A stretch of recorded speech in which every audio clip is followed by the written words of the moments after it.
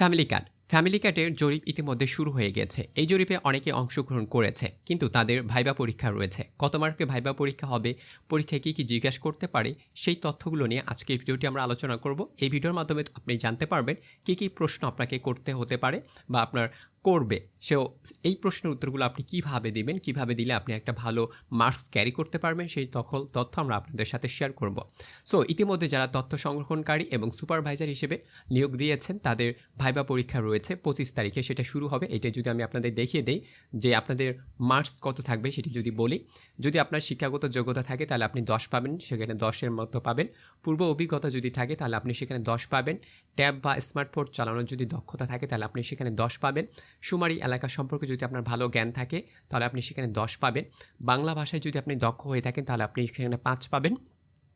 শারীরিকভাবে সক্ষম অর্থাৎ ফিট যদি থাকেন তাহলে আপনি সেখানে 5 পাবেন। অর্থাৎ মোট টোটাল থাকবে সেটি হচ্ছে 50 মার্কে আপনার এইটা নাম্বার থাকবে, এবং আপনাকে ভাইবা প্রশ্ন করা হবে 50 মার্কে, অর্থাৎ অল টোটাল আপনাকে 100 মার্কে প্রশ্ন করা হবে। সো কী কী প্রশ্ন করা হবে সেইগুলো নিয়ে আমরা একটু পরে আলোচনা করব, বিস্তারিতভাবে আলোচনা করব, যাতে করে আপনি বুঝতে পারেন। আপনি তথ্য সংরক্ষণকারী হতে পারেন অথবা সুপারভাইজারকারী হতে পারেন, সমস্যা নেই। আপনাকে বিভিন্ন প্রশ্ন করা হবে এবং আপনার অভিজ্ঞতাগুলো জানতে চা হবে, ঠিক আছে? সো এই প্রশ্নগুলো আমরা এখন আপনাকে বলবো যাতে করে আপনি সহজেই বুঝতে পারেন। সো তার পূর্বে আমরা একটু যদি আপনাকে দেখাই, তো অনেকেই জানতে চাই যে পরীক্ষাটা আসলে কবে শুরু হবে বা ভাইবা পরীক্ষা যেটা হওয়ার কথা সেটা কবে হবে। সো এটার ডেট দিয়েছে, সেটি হচ্ছে 25 তারিখ 7 মাস 2026, অর্থাৎ সকাল 10 ঘটিটা এটা কিন্তু ভাইবা পরীক্ষা হবে। আপনার প্রত্যেকটা জেলায় নিজ নিজ উপজেলায় যেখানে রয়েছেন, আপনারা যেখানে আবেদন করেছেন সেই উপজেলায় গিয়ে আপনাকে এখানে ভাইবা পরীক্ষাটা দিতে হবে। যদি আপনি উত্তীর্ণ হতে পারেন তাহলে তারা আপনাকে সিলেক্ট করবে এবং আপনি সেই অনুযায়ী আপনার কী করবেন, যে শুমারির কার্যক্রমগুলো রয়েছে আপনি কিন্তু করতে পারবেন। সো আমরা ইতিমধ্যেই কিন্তু জানি যে ফ্যামিলি কার্ড শুমারি 2026 শুরু হয়ে গিয়েছে। সো এখানে অনেকে আবেদন করেছে, আপনারা দেখতে পাচ্ছেন। তথ্য সংগ্রহকারী রয়েছে, সুপারভাইজার রয়েছে, আইসিটি সুপারভাইজার রয়েছে, স্বেচ্ছাসেবী রয়েছে, এখানে প্রত্যেকেই আবেদন করেছে। সো আপনি যদি আবেদন করে থাকেন তাহলে আপনাকে কি করতে হবে, কিভাবে ভাইবার প্রস্তুতি নেবেন, সেই সকল তথ্য নিয়ে আমরা কিন্তু আলোচনা করব। এখানে অনেক তথ্য দেওয়া রয়েছে, আপনি ইতিমধ্যে এগুলো তথ্য জানতে পেরেছেন। সো এই ভিডিওর মাধ্যমে আমরা আপনাকে ভাইবার কী কী পরীক্ষার বা ভাইবার কী কী ধরনের প্রশ্ন হতে পারে আমরা সেই সম্পর্কে আজকে আপনাকে বিস্তারিত তথ্য দেওয়ার চেষ্টা করব। তাহলে চলুন আমরা তথ্যগুলো একটু জেনে নিই। ওকে, প্রথমে কথা বলি, সেটি হচ্ছে বিবিএস তথ্য সংরক্ষণকারী সুপারভাইজার পদে যারা ভাইবা প্রস্তুতি নিচ্ছেন তাদের জন্য। অনেকেই দেখলাম ইউটিউবে রয়েছে, যারা ইউটিউবে পরিচালনা করছেন তারা দেখলাম যে ব্যবসা শুরু করে দিয়েছে। তাদের উদ্দেশ্যে বলে দিতে চাই, এটা কোনো লিখিত পরীক্ষা হবে না, এটা শুধুমাত্র মৌখিক পরীক্ষা হবে, অর্থাৎ ভাইবা প্রশ্ন করা হবে। আপনাকে কিছু প্রশ্ন করা হবে 10 থেকে 20টার মতো, অথবা তারও কম বেশি হতে পারে। সো এই সকল প্রশ্ন উত্তর দেওয়ার জন্য আপনার বেসিক নলেজ থাকলেই হবে। এইগুলো জানার জন্য আপনাকে কোথাও কোর্স করতে হবে না, কোথাও থেকে পিডিএফ কিনতে হবে না। ইতিমধ্যে অনেক ইউটিউবারকে দেখলাম যারা পিডিএফ বিক্রি করতেছে। সো আমি বলবো যে আপনারা কোথাও থেকে পিডিএফ কিনবেন না বা কোথাও কোর্স করতে হবে না, শুধুমাত্র তথ্যগুলো জানলেই হবে। সো এখানে প্রথমে দেখুন, সো আপনাকে অবশ্যই বলবে যে আপনি নিজের পরিচয়টা বলুন। সো এখানে নিজের পরিচয় বলার ক্ষেত্রে আপনাকে এখানে তারা কী কী জাজ করবে। আপনি যখন নিজের পরিচয়টা সুন্দর করে বলবেন তখন তারা দেখবে যে আপনি কিভাবে কথা বলছেন, আপনার কমিউনিকেশনটা কেমন রয়েছে, আপনি কার দিকে তাকিয়ে কথা বলছেন, অর্থাৎ আপনার আই কন্ট্যাক্ট ঠিক আছে কি না এবং সুন্দর করে গুছিয়ে কথা বলতে পারছেন কি না, এই সকল তথ্য কিন্তু তারা কী করবে, খুব ভালো করে আপনার প্রতি তারা খেয়াল রাখবে। সো এই জন্য তারা বলবে যে নিজের পরিচয়টা দিন। যদি বলে যে নিজের পরিচয়টা দিন, তাহলে আপনি নিজের পরিচয় আপনি কীভাবে দেবেন, এটা নিয়েও আমরা একটা সামারি করেছি। আপনি জানেন ইতিমধ্যে যে নিজের পরিচয় কীভাবে দিতে হয়। তারপর আমরা একটা জাস্ট ডেমো দিয়েছি যে আমার নাম হচ্ছে ড্যাশ, আমার বাড়ি ড্যাশ জেলায়, আমি এখানে ড্যাশ জেলায় সম্পূর্ণ করেছি।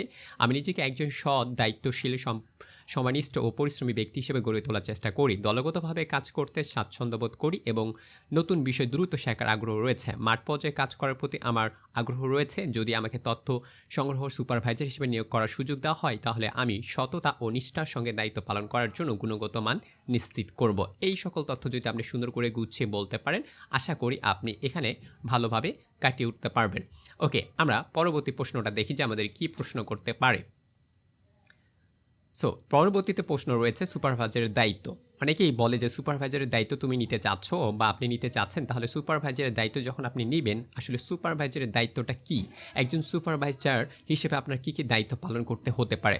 সো এখানে রয়েছে তথ্য ব্যবহারকারীর কাজের তদারকি করা, তথ্যের গুণগত মান নিশ্চিত করা, মাঠ পর্যায়ে পর্যবেক্ষণ করা, স্পট চেক ও রি-ইন্টারভিউ করা, তারপর হচ্ছে ভুল তথ্য শনাক্ত করা, সংশোধন করা, রিপোর্ট প্রস্তুত করা, নির্ধারিত সময়ে কাজ সম্পূর্ণ করা এবং দলকে সঠিক নির্দেশনা দেওয়া। আমি যদি শর্ট করে একেবারেই বলি, যারা তথ্য সংরক্ষণ করবে তাদের তথ্যগুলো আপনাকে রিচেক করতে হবে, তথ্যগুলো সঠিক আছে কিনা আপনাকে সেগুলো যাচাই বাছাই করতে হবে।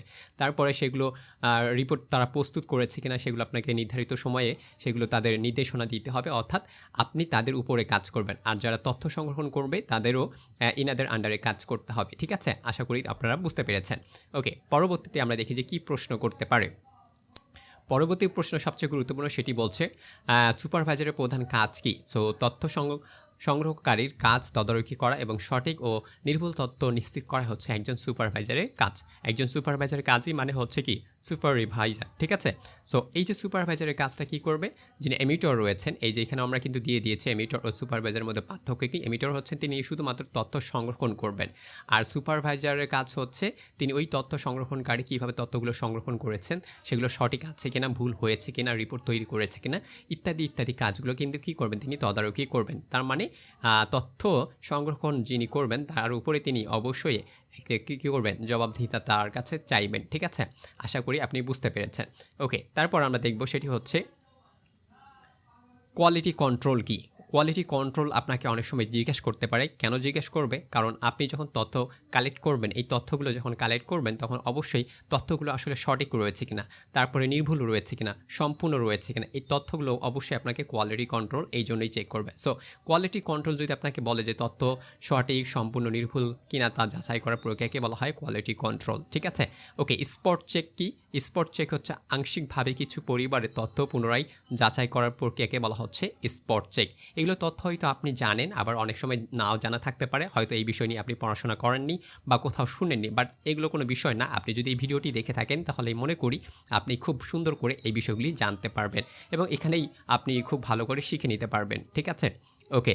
এরপর বলা হয়েছে যে ইন্টারভিউ কি। ইন্টারভিউ অর্থাৎ রি-ইন্টারভিউ কি। রি-ইন্টারভিউ মানে হচ্ছে পূর্বে নেওয়া সাক্ষাৎকারের কিছু অংশ পুনরায় আবার তথ্য যাচাই বাছাই করা, অর্থাৎ আপনি যে ইন্টারভিউটি নিয়েছেন মানে হচ্ছে যে তথ্যগুলো নিয়েছিলেন, আলোচনা করেছিলেন, সেটি আবার আপনাকে নেওয়া হতে পারে, এমন একটা জিনিসকে আমরা বলছি রি-ইন্টারভিউ। ঠিক আছে, ওকে। তারপর বলছে মনিটরিং কি। মনিটরিং মানে হচ্ছে চলমান কাজ নিয়মিত পর্যবেক্ষণ ও প্রয়োজনীয় নির্দেশনা প্রদান করাকে বলা হচ্ছে মনিটরিং। রিপোর্ট কি। রিপোর্ট হচ্ছে আপনাকে একটা রিপোর্ট করতে হবে, মানে মাঠ পর্যায়ে কাজের অগ্রগতি বা সমস্যাগুলো লিখিতভাবে ঊর্ধ্বতন কর্মকর্তাকে জানানোকেই বলা হচ্ছে রিপোর্ট। ঠিক আছে, এইরকম শর্ট প্রশ্ন আপনাকে কিন্তু করবে। সো একসাথে যে আপনাকে সব প্রশ্ন করবে বিষয়টি এমন না, যেখান থেকে তারা পারে সেখান থেকে আপনাকে করবে, অর্থাৎ আপনার বাচনভঙ্গি, কথাবার্তা, চালচলন, আপনার ডিভাইস চালানোর ক্ষমতা, এগুলো সব কিছু তারা কিন্তু যাচাই করবে। এটাই হচ্ছে ব্যবহারিক এবং হচ্ছে ভাইবার প্রশ্ন। ঠিক আছে, ব্যবহারিক বলতে ওই যে আপনি ডিভাইসটা কীভাবে চালাচ্ছেন, আপনি কতটা দক্ষ রয়েছেন, এটা আপনার তাদের একটা ডিভাইস দিবে বা ট্যাব দিবে, ওইটা দিয়ে আপনাকে তারা দেখবে যে ব্যবহারিকে আপনি কতটা কার্যকরিতা রয়েছে আপনার। ঠিক আছে, এবার বলছে ফিল বা এডিটিং কি। সেটি হচ্ছে মাঠ সংরক্ষিত তথ্য যাচাই করে ভুল থাকলে সংশোধনের ব্যবস্থা করা বলা হচ্ছে ফিল এডিটিং। পরিস্থিতিভিত্তিক প্রশ্ন। এখন পরিস্থিতিভিত্তিক কী ধরনের প্রশ্ন হতে পারে, যেমন আপনি যখন মাঠ পর্যায়ে কাজ করবেন তখন আপনার কিন্তু অনেক ধরনের প্রশ্ন বা সমস্যার সম্মুখীন হতে হবে। সো এই যে সমস্যার সম্মুখীন হবেন এটাই হচ্ছে পরিস্থিতিমূলক প্রশ্ন। যেমন কোনো এমিটরের ভুল তথ্য সংরক্ষণ করলে কি করবেন, ভুল তথ্য সংগ্রহ করা পুনরায় যাচাই করব, প্রয়োজনে পুনরায় তথ্য সংরক্ষণ করতে বলবো এবং ভবিষ্যতে একই ভুল যেন না হয় সেই নির্দেশনাই দিব। ঠিক আছে, এটা হচ্ছে পরিস্থিতির উপর ডিপেন্ড করছে, অর্থাৎ আপনি যে পরিবেশে যাবেন সেই পরিবেশে যদি কোনো এক ধরনের সমস্যা হয় তাৎক্ষণিক আপনি কী ধরনের সমস্যার সমাধান দিবেন সেটাই কি বলা হয়েছে। ওকে, এমিটরের ইচ্ছাকৃতভাবে তথ্য পরিবর্তন করলে কি করবেন, বিষয়টি যাচাই করে প্রমাণ পেলে ঊর্ধ্বতন কর্মকর্তাকে জানাবেন এবং পুনরায় তথ্য সংরক্ষণ করার ব্যবস্থা করবেন। যদি একজন তথ্য সংরক্ষণকারী ইচ্ছাকৃতভাবে কোনো তথ্য ভুল সংরক্ষণ করে তাহলে অবশ্যই আপনাকে এই তথ্যটা ঊর্ধ্বতন কর্মকর্তাকে জানাতে হবে এবং আপনাকে পুনরায় সেই তথ্য সংরক্ষণ করে রাখতে হবে নিজের কাছে। এই বিষয়গুলোই হচ্ছে গুরুত্বপূর্ণ। ওকে, তারপরে বলা হয়েছে রেসপন্স তথ্য না দিলে বা চাইলে কী করবেন, অর্থাৎ ভদ্রভাবে পরিচয় দেওয়ার পত্র দেখাবো, জরিপের উদ্দেশ্য ব্যাখ্যা করব এবং তথ্য গোপন করব না। অর্থাৎ আপনি যখন একটা তথ্য সংরক্ষণ করতে গেছেন বা জরিপ করতে গেছেন, আপনি খুব ভদ্রভাবেই বলেছেন, তারপরেও তারা রেসপন্স করছে না আপনাকে বা আপনার ডাকে তারা সাড়া দিচ্ছে না, তখন আপনি তাদের কি বলবেন? তখন অবশ্যই আপনাকে ভদ্রভাবে আপনার আইডি কার্ড এবং আপনার কি কাজ রয়েছে, আপনি কোথা থেকে এসেছেন, সকল তথ্য আপনি সুন্দর করে তাদের সামনে প্রেজেন্ট করবেন। এই তথ্যটা তারা এখানে বলেছে। ঠিক আছে, ওকে। এরপর আমরা আরেকটু দেখি যে কি বলা হচ্ছে। ওকে, রেসপন্স রাগান্বিত হলে কি করবেন, অর্থাৎ আপনি যার কাছ থেকে তথ্য নিতে চাচ্ছেন বা যাকে কিছু জিজ্ঞেস করছেন তিনি যদি রাগান্বিত হন আপনার কথায় বা রেগে যান, তাহলে আপনি কি করবেন, অবশ্যই শান্তভাবে আপনাকে কথা বলতে হবে, তর্ক করা যাবে না, জাস্ট মাথা ঠান্ডা রেখে আপনি তাকে কিছু কথা বলবেন যাতে করে সে সুন্দর করে বুঝতে পারে। ঠিক আছে, এইগুলোই। ওকে, এরপর বলা হয়েছে মাঠে নিরাপত্তাজনিত সমস্যা হলে আপনি কি করবেন, এমন প্রশ্ন আপনাকে করবে। ঠিক আছে, মাঠে যদি নিরাপত্তা সমস্যা হয় তাহলে আপনি কি করবেন, নিজের নিরাপত্তা নিশ্চিত করব এবং প্রয়োজনীয় স্থানীয় প্রশাসন ও ঊর্ধ্বতন কর্মকর্তার সঙ্গে যোগাযোগ করব। এই প্রশ্নের উত্তর কিন্তু আপনার আসতেই পারে, সো এটা অবশ্যই গুরুত্বপূর্ণ। ঠিক আছে, ওকে, এরপর আমরা যদি আরও কিছু প্রশ্ন দেখি তাহলে আমরা আরও বিষয়টি ক্লিয়ার হতে পারবো। ওকে, 5 নাম্বার দেখি, সেটি বলছে বিবিএস সম্পর্কিত প্রশ্ন। এখন আপনি যেহেতু এই সম্পর্কিত একটা জায়গায় কাজে জয়েন হচ্ছেন, অবশ্যই এই সম্পর্কে আপনাকে তথ্য রাখতে হবে, জ্ঞান রাখতে হবে, তাছাড়া তো আপনি কাজ করতে পারবেন না, তাই না? সো এখন বলছে বিবিএস কি। ঠিক আছে, দেখো বিবিএস হচ্ছে বাংলাদেশ পরিসংখ্যান ব্যুরো অফ স্ট্যাটিস্টিক, এইটা হচ্ছে বিবিএস এর পূর্ণরূপ। এইটা আপনাকে অবশ্যই জিজ্ঞাসা করবে যেহেতু আপনি সেখানে জয়েন করবেন। ওকে, বিবিএস কোন মন্ত্রণালয়ের অধীনে সেটা পরিচালিত হয়ে থাকে, যেহেতু এটা আপনি কাজ করছেন, এটা একজন মন্ত্রণালয় চালাচ্ছে, তাই না? এটা হচ্ছে আমাদের কোথায় পরিচালনা হয়েছে, পরিকল্পনা মন্ত্রণালয় পরিসংখ্যান ও তথ্য ব্যবস্থাপনা বিভাগের অধীনে পরিচালিত হয়ে থাকে।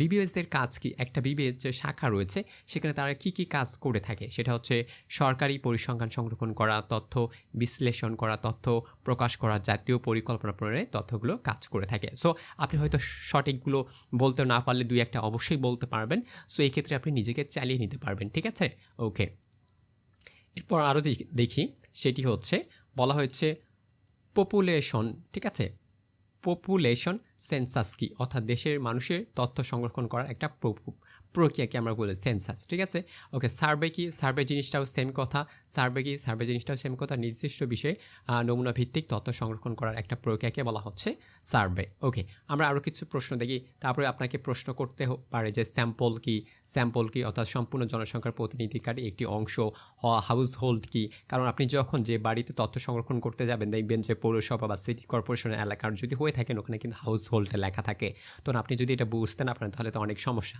সো একই বাড়ির রান্নাঘরে খাবার ভাগাভাগি করে খায় এমন ব্যক্তিদের সমষ্টিকে বোঝা হচ্ছে হাউস হোল্ড। রেসপন্ড কে হবেন, যিনি তথ্য প্রদান করবেন তাকে আমরা রেসপন্স বলবো।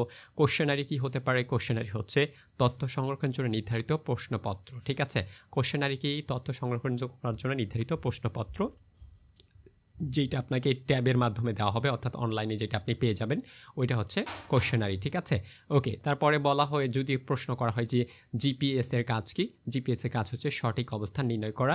ডাটা ভ্যালিডেশন কি, ডাটা ভ্যালিডেশন হচ্ছে তথ্যের সঠিকতা যাচাই করার একটা প্রক্রিয়া।